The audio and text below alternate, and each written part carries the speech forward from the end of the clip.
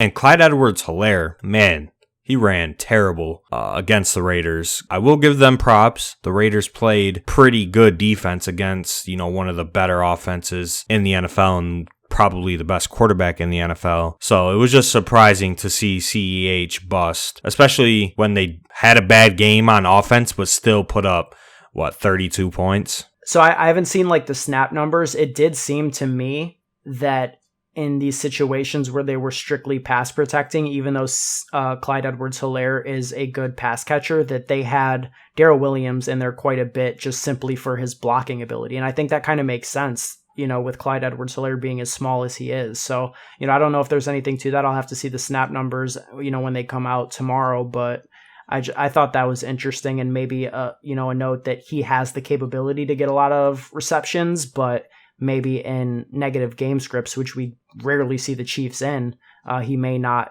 quite be the guy yet, just in terms of his size and being a rookie who struggles at pass blocking. Do you think there's anything to that? Yeah, I definitely can see that. And also another thing that just works against CEH is the Chiefs have so many playmakers on their offense that you just never know when the touchdowns are going to come. And especially with the Chiefs being a team that is one of the more pass heavy teams in the red zone, it's going to be hard for Clyde Edwards-Helaire to score, a lot of touchdowns or, 2 to 3 touchdowns in a single game. So I think moving forward, we have to lower his ceiling a little bit. Obviously, he's still a phenomenal floor play, but I don't think his ceiling is what some people were hyping it up to be.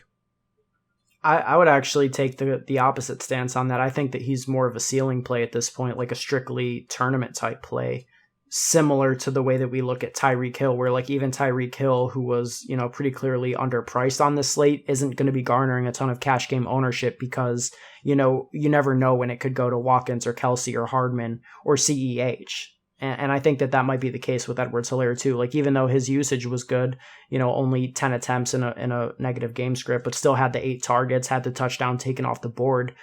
I think that he'll have his 2 touchdown games. It's just, it'll go to a lot of different places in this offense, like you said. I can definitely see that, but I still believe that he'll be a better floor play just due to the volume that he will see on a weekly basis. But, coming from a ceiling standpoint, it's going to be hard for him to score 2 or 3 touchdowns with a guy like Tyreek Hill on the offense that can score at a moment's notice, or Travis Kelsey, the best tight end or the second best tight end in the NFL, and then a bunch of other guys that have that home run ability that Clyde does not have. So in cash games, if he, stays in the 6 to 6,500 range, he's an auto lock every single week, in my opinion, in a fade in tournaments. But that's just how I'm looking at it moving forward. So, we could differ on that.